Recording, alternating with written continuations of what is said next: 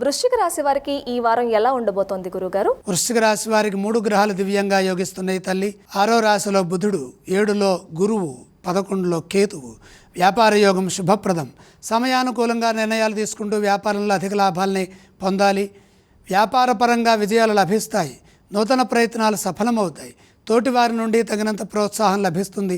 చురుకైన బుద్ధి బలంతో బంగారు భవిష్యత్తుని సాధించండి. నిరంతర సాధన విజయాన్నిస్తుంది. ఉద్యోగపరంగా మేలు చేకూరుతుంది. సకాలంలో పనులు ప్రారంభించి పెద్దల నుండి ప్రశంసలను పొందుతారు. తోటి వారి నుండి తగినంత ప్రోత్సాహం ఉంటుంది. ఉద్యోగంలో అధికార లాభం సూచితం. మీ అర్హతను అనుసరించి పదవీ లాభాలుంటాయి. విజ్ఞానపరమైన అభివృద్ధిని సాధించడానికి ఇది యోగ్యమైన కాలము. వచ్చిన ప్రతి అవకాశాన్ని అదృష్టంగా మార్చుకోవాలి. ప్రతి విషయంలోనూ సానుకూల దృక్పథంతో ముందుకు సాగాలి. ఇంట్లో వారి సూచనలు పనిచేస్తాయి. ఆర్థిక ఇబ్బందులు రాకుండా జాగ్రత్తగా ఖర్చు చేయండి.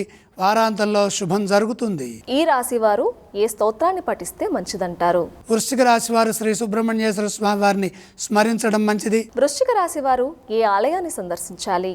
పంచమంలో కుజగ్రహ సంచారం ఉన్నది.